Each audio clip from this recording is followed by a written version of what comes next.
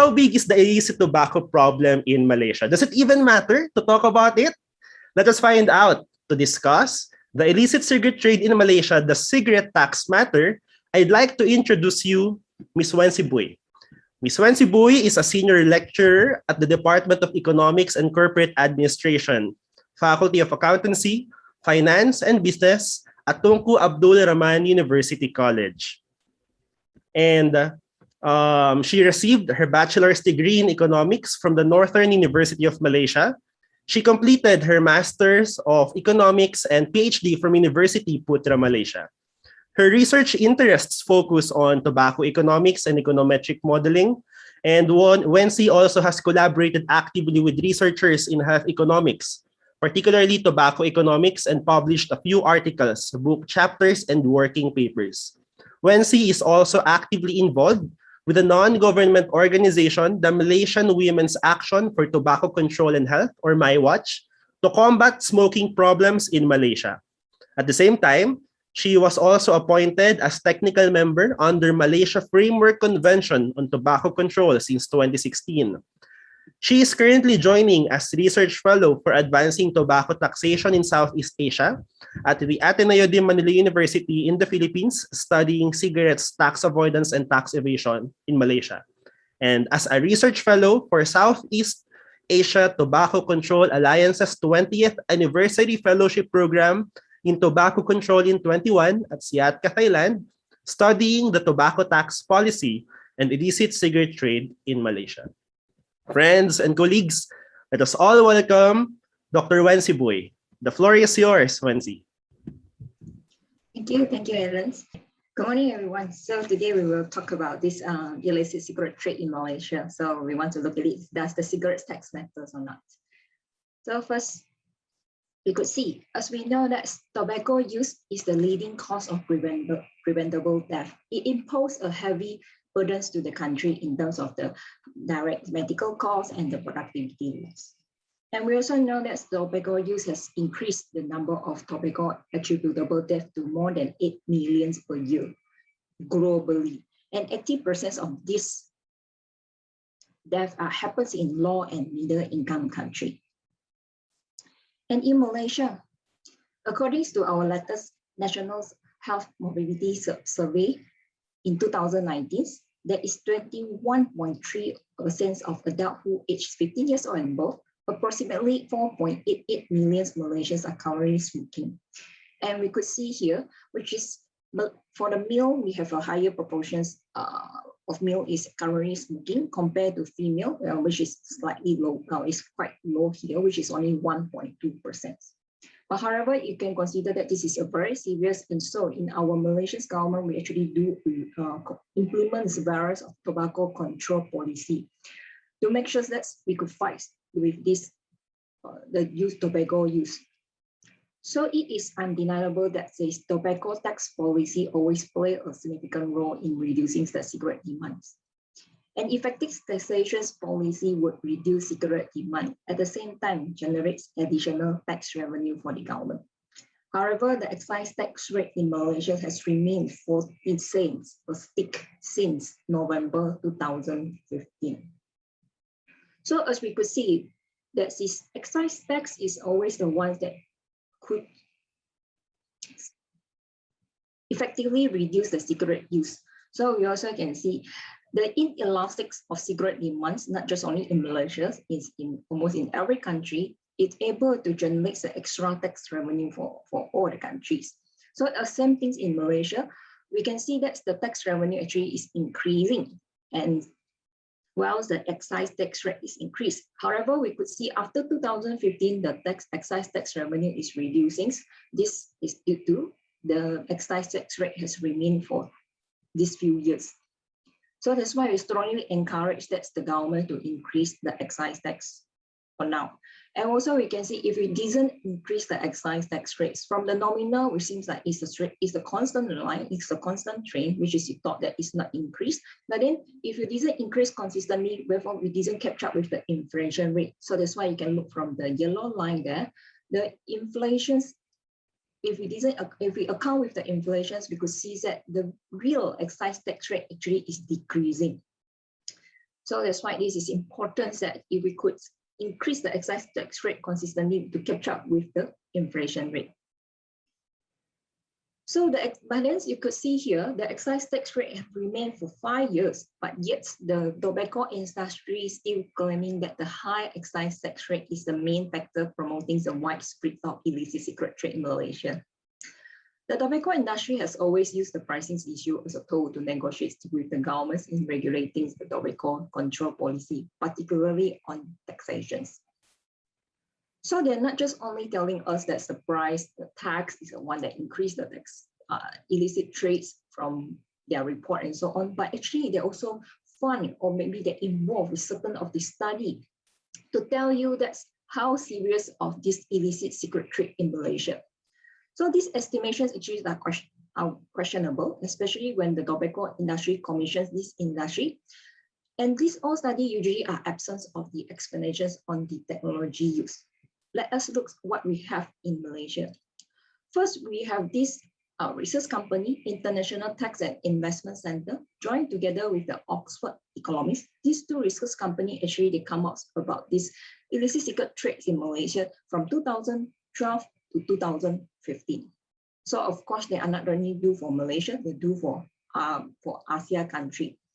But this surprisingly, until 2015, suddenly that's the ITIC, that is suddenly tell us, they announced they wanted to cut in ties with the tobacco industry by asking the tobacco industry to resign from esports and decline sponsorship from the tobacco industry.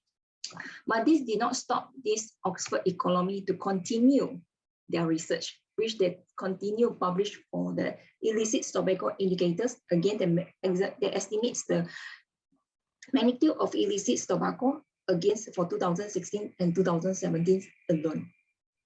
Other than this Oxford economy and ITIC, we also can see Oxford economies that continue this study and telling us that Malaysia is the one that has the highest illicit cigarette trade in Malaysia. So you could see when I collect the data compared to these 9 ASEAN countries, I noticed that there's stated that Malaysia have 55.5% of illicit market share.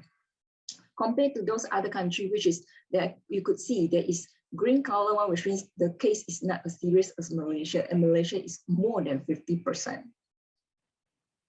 Other than that, from ITIC and OE, and we also have some other study that actually published in BAT Malaysia, one of the big tobacco company, British American Tobacco Malaysia website, and we found that there is certain this Nelson's report that is listed in their website. So in this report, we could see this Nelson company, actually they're funded by CMTM. So this CMTM actually is composed with 3 big tobacco companies in Malaysia, which is BAT Malaysia, Philip Morris International, and also JTI, Japan Tobacco International. So these 3 companies, actually they commission funds this study and do this illicit cigarette study for Malaysia and tell you that Malaysia has a very serious illicit cigarette trade, and BAT always claim that is because of the excise tax rates. So we could see from here, Nelson's and ITIC and OE, actually they have a similar result. So you could see from the trend here, basically Nelson started earlier, which is started from 2003 and currently is stated that we have 63.8% that is illicit share. So it's a very, very high one. But for ITIC and OE, they stopped their analysis to 2017. And then we are not just only have these 2 companies doing these illicit cigarette trade estimations. We have another one's data that is from Euromonitor International. From their websites, I found that their data stated that Malaysia also have a very serious illicit issue. So from here, we can see until the 2018 year, we reached the peak year, which is around 12.8 billion stick. And for 2019, which is around 12.5 billion sticks of illicit cigarettes. So it's quite a lot. So it's important to always check the reliability of the estimations on the illicit cigarette trades that involved by the tobacco industry. since they always claim that the illicit cigarette trade is because of the tax and so on, and they also always warns the public that is the cheap illicit cigarettes, the easily to get the illicit cigarette, that will harm the government to collect the tax revenue. So they always tell that increased tax on cigarettes will increase the price, and therefore it will force your smoker to smoke cheaper illicit cigarette. However, there is a lot of study available that shows that the claims by these tobacco industries are not correct. It's not true. And also we have various of studies showing that these all estimations actually are not reliable. So you could see actually these all studies are well published on everywhere. We can see like we have SECA doing this all to tell you that's how this ITIC and OE, how they influence the public by inflates their estimations. And we also have some other studies that is on high impact journal showing that about the Euromonitor data problem and so on. So now this inspires us that's to do this research together with Philippines Ateneo School of Governments. We do this analysis to find out, is it really that our Malaysians have such a huge illicit share? So we conduct a gap analysis, and we found out that no, the illicit cigarette trade is not as high as claimed by the tobacco industry. So I compare my research, which is in the trend line here, the line here, this is my estimations. And then we compare with Euromonitor data and Nielsen's and also ITIC and OE. When we compare to their result, we notice that particularly in the last few years here, we can see our estimate is lower than as what they claim. So from here, we can see the claim is the illicit cigarette share in Malaysia, the bar one is really, really high. Even though we adjust for this under-reporting consumptions problem, which is we add up from our estimate another 10% to look at how serious of this illicit cigarette trade in Malaysia. But you found out that you could see from the last 5 years, especially for the last 5 years when the government did not increase the tax, but it's not as high, the illicit is not as high as claimed by them. So from here, we did not stop us to do the research. We continue to do our second part, which is we look for it, is it the legal retail price is the one that is increased the illicit cigarette trade in Malaysia or not? So we conduct a simple time series analysis, and we found out that the price is not the one that increased the illicit cigarette trade. It is not significant at all. But the one that is significant in reducing the illicit cigarette, we found out is on the institutional quality. We use the transparency index and examines that the illicit cigarette trade could reduce if the country have a better institutional quality. So that's why from here we can tell you that institutional quality was the significant determinant of illicit cigarette trade in Malaysia.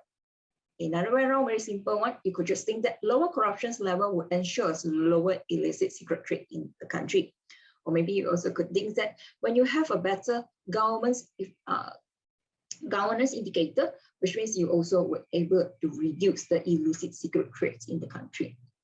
So from here, we can see the tobacco industry claimed the higher taxations will increase the retail price of legal cigarettes, eventually leads to higher illicit trade. Is nothing more than a false notion.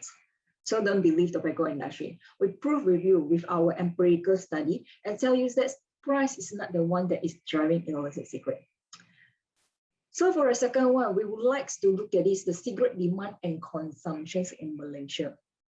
So we conduct some simple time series analysis. Again, we look at it from the demand. The demand, which is we will look from the sales, the cigarette sales data. From the cigarette sales data, and we also compare with how if we combine with illicit and legal sales for consumptions, cigarettes consumptions in Malaysia.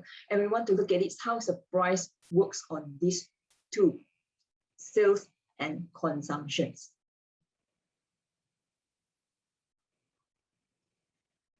As we recall back in Malaysia, actually we have a few existing studies, which is also concentrate on the impact of retail price on the cigarette demand. So it's already well published in all the high impacts and good journal. So this study actually also shared a similar result, which we can find out that yes, higher price could reduce the cigarettes demand. So we have the inverse relationship between the price and quantity demand. And also another one important thing that is the inelastic demand, which is encouraged, is a very good point to encourage the governments to increase the excise tax because of the inelastic nature. When you have a higher price, you could generate more tax revenue. And of course, this all tax revenue, once you generate it, then you can use it for others health promotions funding. So in our study, we also do the time series analysis again, and we found out we are sharing the similar result with the existing study. So we found out that the retail price of cigarette is statistically significant in reducing the legal cigarette sales in Malaysia. So we found out that the 10% increase in the real cigarette price per pack in the long run would decrease the cigarette sales by 7.7%. So then we also found out that in the short run, actually the price is not working in the short run, but it effectively reducing the cigarette demand in long run. So in this evidence, we could suggest that increase in price cigarettes through increase the taxations would lead to increase the government tax revenue, since it is inelastic demand. The inelastic demand, we could look from this, when 10% increase in real cigarette price, then it could reduce by 7.7%, which is smaller than 10%. Therefore, this is inelastic demand. So definitely we could generate more tax revenue. On the other hand, the price of illicit cigarette price on cigarettes consumptions, as I mentioned just now, for the sales, we look from the legal one, right? From the sales legal one, tax paid, and we look from the cigarettes consumption, which is we not only look from the cigarette sales, but we also look from the illicit. We sum it up together and we do the analysis, and we found out that yes, the price is also significantly reducing cigarettes consumptions. So our government should not worry about this, which means when you increase the higher tax on cigarettes, the price goes up and up. The cigarette sales and as well as these consumptions will be reduced. But overall, the consumption will reduce in a slightly smaller number, which is by 3.7%. However, it's still a good number, which means when we increase the excise tax, definitely we could save the country fighting the tobacco use, can have a lesser cigarette sales, demands, and consumption. So definitely we suggest that higher legal retail price would reduce for both sales and consumption. So overall here, I would like to remind for what we have done for our 3 research here. First, the study reviewed the estimations made by this study for the market share of illicit cigarette is lower than study done by industry estimates. As we mentioned just now, the ITIC and the OE, their research has been claimed that is unreliable, since there could be collects their pack survey from those hotspots. So that's why the estimate is much more higher. And then for Euromonitor, their data has been well criticized by those high peer review journals, stated that they actually manipulates the data. So sometimes you could see the data that downloaded in the previous year is different for the current year. So that's why we have to be very careful when we're using ITIC OE and also Euromonitor data. And for Nelson data, clearly in the report, they stated to you that actually the study all is funded by the tobacco industry. And for Malaysia case, it is funded by the PAT, PMI, and also JTI. Their study also well reviewed and stated that actually they also collects from the hotspots. And we have to be careful. If those studies that is funded by the tobacco industry, actually it will follow from their directions, which is this, they want to let you know that when you have a higher tax rate, you will have a higher illicit. So we have to be very careful and we should not trust their estimates. So from our second study here, we found out that the price indicator is not driving the illicit cigarette trade in Malaysia. So this totally that we prove that those industry claim is not correct. So we have to be careful. We have to have our own estimates to do our own analysis. Then only we can know that actually the tobacco industry tries to influence, tries to negotiate with the government to not increase the cigarette tax. So then From our estimations, we can tell you that since we examine the cigarettes demand against and as well as the consumptions model, and we found out higher excise that is definitely is good to encourage since it will be reduced for both. So the last one, which is not just only the higher excise tax rates could be reduced the cigarette sales and consumptions, but the inelastic nature could generate for more tax revenue, especially for now we are in this COVID-19 pandemics. If we have more tax revenue, therefore we can use it to help in our crisis, and we could fund for other health promotions at the same time. So the tax revenue that we could generate is really, really important for now. So well, this we have to remind to our governments again, and not just only for Malaysia, for many countries, which is well, the cigarette smuggling and other crimes accompanied by imposed grave problems. Reducing or eliminating cigarette tax is not the correct way to solve the problem. So Malaysia's government can persuade a stronger tobacco tax policy without being swayed by the idea of influx of illicit cigarettes, as claimed by the tobacco industry. So we can see from the picture here, we found out that those countries that who increased tax actually did not increase the illicit cigarette trade. So like we have the case here, like we have Australia, Indonesia, Philippines, and Pakistan. So these all countries proves that when they increase tax, the illicit cigarette trade did not increase. So the government actually, we can know that it's very important for us to implement the strategy outlined in the FCTC protocol to eliminate the illicit trade in tobacco products. So such as the one of the very famous one, which is we have tracking and tracing. This is a very good point to track the illicit trade. So last, our estimates shows that the increase in cigarettes price through increased taxations will lead to an increase in government revenue, as well as the reductions in sales and consumption cigarettes among Malaysians. So an effective tobacco taxation policy here, not only for more tax revenue, but it will reduce for cigarette demand and consumption. So effective taxations, it must be always reduce the affordability of cigarettes. So a consistent increase in tobacco tax will be recommended for our Malaysia. So then that's all for my